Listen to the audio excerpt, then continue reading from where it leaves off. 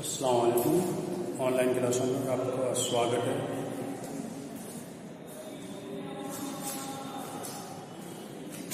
आज हम टॉपिक है कार्य। कार्य क्या होता है? किसी वस्तु पर लगने वाले बल और विस्थापन के गुणनफल को कार्य कहते हैं। किसी वस्तु पर लगने वाले बल और विस्थापन के गुणनफल को कार्य कहते हैं। किसी वस्तु पर लगने वाले बल तथा विस्थापन के गुणनफल को कार्य कहते हैं। वस्तु पर लगने वाले बल तथा विस्थापन के गुणनफल को कार्य कहते हैं। कार्य बराबर बल इंटू विस्थापन। जैसे कार्य से डिनोमिनेटर कार्य बल एफ और विस्थापन में डी एस ले सकते कुछ नहीं ले सकते। तो विस्थापन क्या हो गया? डी। किसी वस्तु पर लगने वाले बल और विस्थापन के गुणनफल को, विस्थापन एफ ले लें, आर ले लें, कुछ नहीं ले, तो कार्य बराबर बल इंटू विस्थापन। फिर हमने बताया कार्य अदिश राशि है, इसका मात्रक जूल होता है। कार्य अदिश राशि है, इसका मात्रक क्या होता है? जूल होता है। किसी वस्तु पर लगने वाले बल और विस्थापन के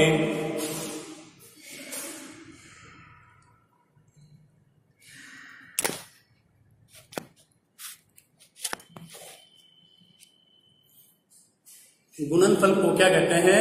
कार्य कहते हैं। ये हमने कार्य के बारे में पिछली बार पढ़ चुके थे। ठीक है, तो किसी वस्तु पर लगने वाले बल और विस्थापन का गुणनफल होता है और वही क्या होता है? कार्य के बारे में पढ़ चुके थे। अब हम पढ़ते हैं ऊर्जा के बारे में। किसके बारे में? ऊर्जा के बारे में। ऊर्जा क्या होती है? ऊर्जा क्या होती है? कार्य करने की क्षमता को, किसको? कार्य करने की क्षमता को ऊर्जा कहते हैं। किसको? कार्य करने की क्षमता को ऊर्जा कहते हैं। ऊर्जा क्या होता है? जो कार्य करने की क्षमता होती है उसको ऊर्जा कहते हैं। ऊर्जा क्या होती है? कार्य करने की क्षमता को ऊर्जा कहते हैं। कार्य करने की क्षमता को ऊर्जा कहते हैं। ऊर्जा क्या होती है? कार्य करने की जो क्षमता होती है ऊर्जा, यानी जिस व्यक्ति की जितनी ज्यादा एनर्जी होती है वो उतना ही ज्यादा कार्य करता है, और जिस व्यक्ति की एनर्जी यानी ऊर्जा कम है वो कार्य नहीं करता है। तो कार्य करने की क्षमता को भी क्या कहा जाता है? ऊर्जा कहता है। कार्य करने की क्षमता को क्या कहते हैं? ऊर्जा कहते हैं। ऊर्जा अदिश राशि होती है।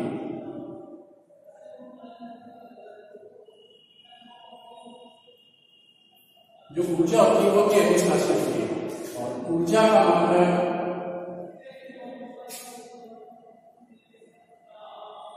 जूल होता है। ऊर्जा का मतलब क्या होता है? जूल। तो कार्य करने की क्षमता को क्या कहते हैं? ऊर्जा कहते हैं। ऊर्जा अदिश राशि होती है। ऊर्जा का मतलब जूल होता है। ऊर्जा अलग अलग प्रकार की होती है, जैसे गतिज ऊर्जा, स्थितिज ऊर्जा। ठीक है, तो हम यहाँ अलग अलग प्रकार की ऊर्जाओं के बारे में पढ़ेंगे। तो हम सबसे पहले गतिज ऊर्जा के बारे में पढ़ते हैं। कार्य करने की क्षमता को क्या कहते हैं? ऊर्जा कहते हैं। ऊर्जा अदिश राशि होती है। ऊर्जा का मतलब क्या होता है? जूल होता है। तो आज हम सबसे पहले ऊर्जा के प्रकार पढ़ते हैं। ऊर्जा के प्रकार, इसमें सबसे पहले हम पढ़ते हैं गतिज ऊर्जा। आज हम क्या करते हैं? ऊर्जा के प्रकार। उसमें सबसे पहले करते हैं गतिज ऊर्जा। गतिज ऊर्जा क्या होती है? किसी वस्तु की गति के कारण, किसी वस्तु की गति के कारण उसमें उत्पन्न ऊर्जा को, किसी वस्तु की गति के कारण उसमें उत्पन्न ऊर्जा को गतिज ऊर्जा कहते हैं। जब वस्तु गति करती है जिसमें कोई ऊर्जा उत्पन्न होती है उसी ऊर्जा को गतिज ऊर्जा कहते हैं। तो किसी वस्तु की गति के कारण उसमें उत्पन्न ऊर्जा को गतिज ऊर्जा कहते हैं। इसका मान कैसे निकाल सकते हैं? किसी स्थिर वस्तु को गतिमान करने में या जो गतिमान वस्तु है उसको स्थिर करने में जितना कार्य करना पड़ता है वही कार्य गतिज ऊर्जा के बराबर है। स्थिर वस्तु है उसको हमको क्या करना है? गतिमान करना है। या गतिमान वस्तु को उसको स्थिर करना है तो जो कार्य करना पड़ता है वही ऊर्जा के बराबर है। तो ऊर्जा क्या हो गई? गतिज ऊर्जा क्या हो गई? किसी वस्तु की गति के कारण। गतिज ऊर्जा क्या हो गई? किसी वस्तु की गति के कारण उसमें उत्पन्न ऊर्जा को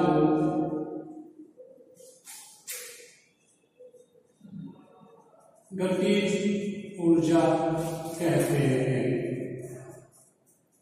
तो क्या? किसी वस्तु की गति के कारण उसमें उत्पन्न ऊर्जा को गतिज ऊर्जा कहते हैं। इसका मान किसी स्थिर वस्तु को गतिमान करने या गतिमान वस्तु को स्थिर करने में किए गए कार्य के बराबर होता है। इसका मान किसी स्थिर वस्तु को गतिमान करने या गतिमान वस्तु को स्थिर करने में किए गए कार्य के बराबर है। और ऊर्जा का योग अदिश राशि होती है तो गतिज ऊर्जा अदिश राशि होती है।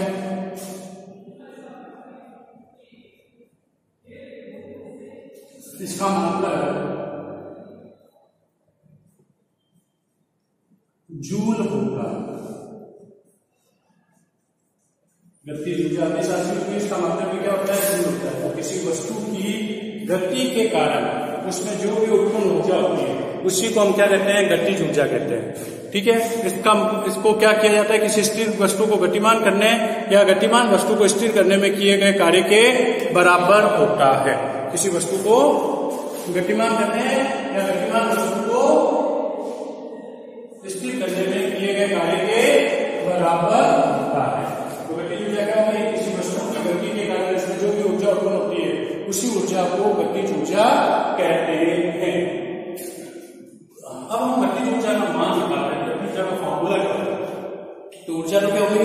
कार्य करने की क्षमता को ऊर्जा कहते हैं। ऊर्जा के प्रकार की होती है उसमें हम सबसे पहले गतिज ऊर्जा करते हैं। गतिज ऊर्जा क्या होती है? किसी वस्तु को गति करने में जो ऊर्जा होती है वो ऊर्जा क्या कहलाती है? गतिज ऊर्जा। अब हम क्या करते हैं? गतिज ऊर्जा का मान ज्ञात करना। गतिज ऊर्जा का क्या फॉर्मूला होता है वो हम निकालेंगे। गतिज ऊर्जा को काइनेटिक एनर्जी कहते हैं। तो अभी हमने बताया गतिज ऊर्जा होती है वह क्या होती है? किसी स्थिर वस्तु को गतिमान करने या गतिमान वस्तु को स्थिर करने में जो कार्य करना पड़ता है उसके बराबर होता है। तो अब हम गतिमान गतिज ऊर्जा का मान कैसे निकालें? उसका मान कैसे निकाल सकते हैं? ये हमारी कोई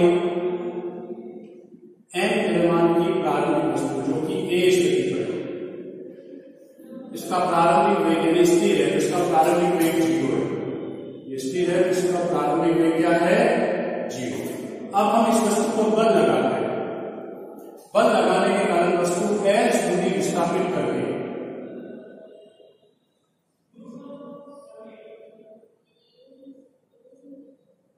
b स्थिति पर s दूरी विस्थापित करके कहां पर आ जाती है? b स्थिति पर आ जाती है। और वस्तु पर किया गया कार्य निकालेंगे और वही कार्य जो होगा वो गतिज ऊर्जा के बराबर होगा। क्योंकि अभी हमने बता दिया किसी स्थिर वस्तु को गतिमान करने या गतिमान वस्तु को स्थिर करने में जो कार्य करना पड़ता है वही कार्य किसके बराबर होता है? गतिज ऊर्जा के बराबर होता है। तो हमने क्या किया? माना n द्रव्यमान की वस्तु का प्रारंभिक वेग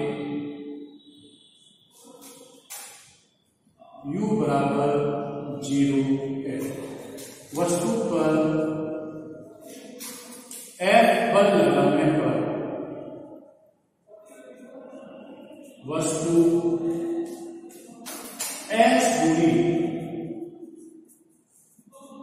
विस्थापित होती है तथा वस्तु का अंतिम वेग v है।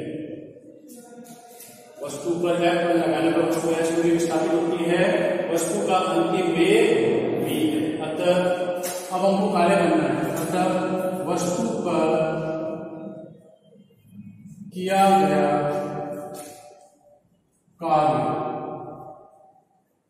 कार्य क्या है? बल इंटू विस्थापन, बल इंटू विस्थापन। तो W इक्वल टू बल कितना है? F, विस्थापन को F लेके चल रहे हैं। W equal to Fs।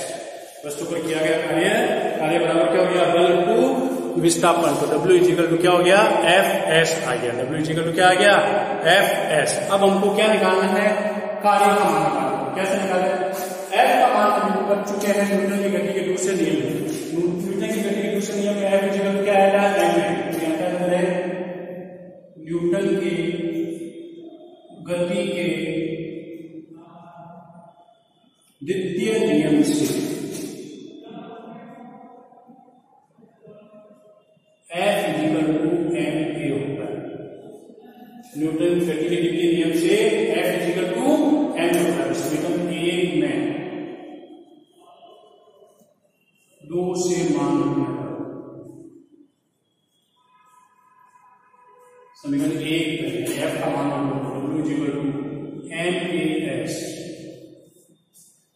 अब हम क्या करते हैं? AS का मान करेंगे। हमको प्रारंभिक वेग मालूम है, अंतिम वेग मालूम है, विस्थापन मालूम है और त्वरण मालूम है। तो गति के तृतीय समीकरण से v square equal to u square plus 2as। हमने गति के 3 समीकरण निकाले थे। v equal to u plus at, s बराबर ut plus half at square और v स्क्वायर बराबर u square plus 2s। v square बराबर u स्क्वायर प्लस 2s। हम तीसरा समीकरण लगा रहे हैं। v स्क्वायर बराबर u स्क्वायर प्लस 2s। तो v स्क्वायर बराबर u तो 0 है और 2as। अब यहाँ पर हमें as का मान चाहिए। तो as का मान मैं निकालूं 2 बटे में आ जाएगा v स्क्वायर बाय 2। आगे as का मान, अब ये as का मान होता है करें समीकरण 3 में 4 से मान रखने पर, समीकरण 3 में 4 से मान रखने पर W equal to m, as का मान v स्क्वायर बाय 2। as का मान क्या है? v square by 2। तो क्या लिखेंगे? यही कार्य गतिज ऊर्जा के बराबर होता है। अतः गतिज ऊर्जा बराबर 1/2 mv स्क्वायर। एक कार्य किसके बराबर होता है? गतिज ऊर्जा। गतिज ऊर्जा क्या हो गई? Half mv square. हमने क्या किया? m निर्माण वस्तु है, उसका प्रारंभिक वेग 0 है। इस वस्तु को बल लगाया, बल लगाने पर वस्तु S दूरी पर विस्थापित होकर v स्थिति में आ गई। ठीक है, वस्तु इस स्थिति में इसका वेग हमने v मान लिया। तो वस्तु पर किया गया कार्य बल इंटू विस्थापन, बल क्या हो गया? F, विस्थापन हो गया S।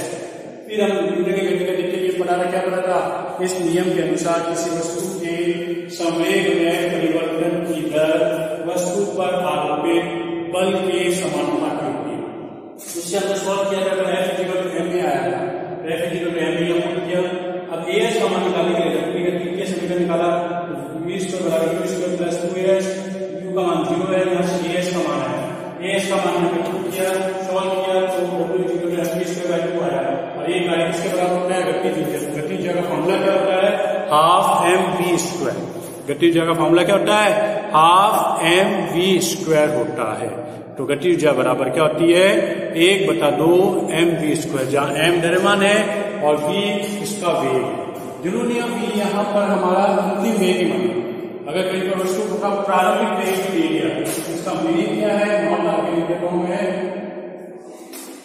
गतिज ऊर्जा बराबर क्या फॉर्मूला बन रहा है? 1/2 इंटू द्रव्यमान वेग का स्क्वायर।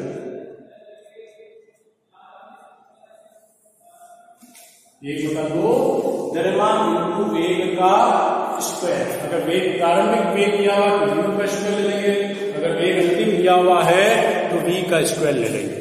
तो गति ऊर्जा का फॉर्मूला क्या हो गया, 1/2 द्रव्यमान इंटू वेग का स्क्वायर होता है। तो ये हमारा किसका फॉर्मूला आया है, गतिज ऊर्जा के पास। तो गतिज ऊर्जा क्या हो गई, किसी वस्तु की गति के कारण उसमें जो ऊर्जा उत्पन्न होती है उसी ऊर्जा को गतिज ऊर्जा कहते हैं। किसी वस्तु की गति के कारण उसमें जो ऊर्जा उत्पन्न होती है उसी ऊर्जा को गतिज ऊर्जा कहते हैं। इसका मान कैसे निकालते हैं, किसी स्थिर वस्तु को गतिमान करने में या गतिमान वस्तु को स्थिर करने में जो कार्य किया जाता है वही कार्य गतिज ऊर्जा के बराबर। हमने यहाँ एक वस्तु को स्थिर लिया तो इसको गतिमान किया, गतिमान करने में जो कार्य किया वही कार्य को हमने किसके बराबर किया, गतिज ऊर्जा। कार्य में क्या हो गया, किसी वस्तु पर लगने वाले बल और विस्थापन के गुणनफल को कार्य कहते हैं। ऊर्जा क्या हो गई, किसी वस्तु के कार्य करने की क्षमता को ऊर्जा कहते हैं। ठीक है, यानी वस्तु में जितनी ज्यादा एनर्जी होगी यानी ऊर्जा होगी वो उतना ही अधिक कार्य करता है, और अगर एनर्जी कम है तो कार्य भी कम, यानी ऊर्जा कम है तो कार्य भी कम करता है। फिर हमने ऊर्जा के प्रकार में सबसे पहले की गतिज ऊर्जा। गतिज ऊर्जा क्या हो गई, किसी वस्तु की गति के कारण उसमें जो ऊर्जा उत्पन्न हो रही है उसी ऊर्जा को हम क्या कहते हैं, गतिज ऊर्जा कहते हैं। और इसका मान क्या आया है, गतिज ऊर्जा बराबर 1/2 द्रव्यमान इंटू वेग का, क्या आया, 1/2 द्रव्यमान इंटू वेग का स्क्वायर। तो ये तो आई हमारी गतिज ऊर्जा। अब हमारी अगली परिभाषा है जैसे ऊर्जा में ही स्थितिज ऊर्जा। स्थितिज ऊर्जा क्या होती है, देखो नाम से मालूम चल रहा है स्थितिज ऊर्जा। आज हम परिभाषा करते हैं, इसके आगे पढ़ते हैं। स्थितिज ऊर्जा क्या होगी, किसी वस्तु की स्थिति में अगर परिवर्तन करते हैं तो उसमें जो ऊर्जा नियत यानी ऊर्जा रह जाती है उसी ऊर्जा को, जैसे कोई स्प्रिंग है, स्प्रिंग को मैंने दबाया तो उसकी स्थिति में क्या हो रहा है, परिवर्तन। तो परिवर्तन करने के कारण उसके अंदर जो ऊर्जा रह गई यानी ऊर्जा निहित रह गई उसी ऊर्जा को स्थितिज ऊर्जा कहते हैं। और बाद में जैसे स्प्रिंग को छोड़ते हैं स्थितिज ऊर्जा किसमें बदल जाती है, गति में। तो किसी वस्तु की स्थिति या अभिविन्यास में परिवर्तन के कारण उसमें जो ऊर्जा उत्पन्न होती है उसी ऊर्जा को गतिज ऊर्जा, उसी ऊर्जा को स्थितिज ऊर्जा कहते हैं। किसी वस्तु की स्थिति या अभिविन्यास में परिवर्तन के कारण या अभिविन्यास के कारण जो ऊर्जा होती है उसी ऊर्जा को स्थितिज ऊर्जा कहते हैं। और जैसे स्थितिज ऊर्जा होती है, स्थिति जब आगे किसमें बदल जाती है, गतिज ऊर्जा में बदल जाती है। तो किसी वस्तु की स्थिति में परिवर्तन के कारण जो ऊर्जा आती है उसी ऊर्जा को हम क्या कहते हैं, स्थितिज ऊर्जा कहते हैं। स्थितिज ऊर्जा भी क्या होती है, आपकी अदिश राशि है। स्थितिज ऊर्जा का मान भी क्या होता है, मात्रक क्या होता है, जूल होता है। यानी ऊर्जा कैसी भी हो, स्थितिज ऊर्जा हो, गतिज ऊर्जा हो, आगे यांत्रिक ऊर्जा हो, कुल ऊर्जा हो, नाभिकीय ऊर्जा हो, कोई कैसी प्रकाश ऊर्जा हो, कोई भी ऊर्जा हो, ऊर्जा हमेशा अदिश राशि होगी और उसका हमेशा जो मात्रक होता है वह जूल ही रहता है। ठीक है, ऊर्जा का मात्रक क्या होता है, जूल होता है किसी भी प्रकार का। हमने आज गतिज ऊर्जा के बारे में पढ़ा, गतिज ऊर्जा बराबर 1/2 द्रव्यमान इंटू वेग का स्क्वायर।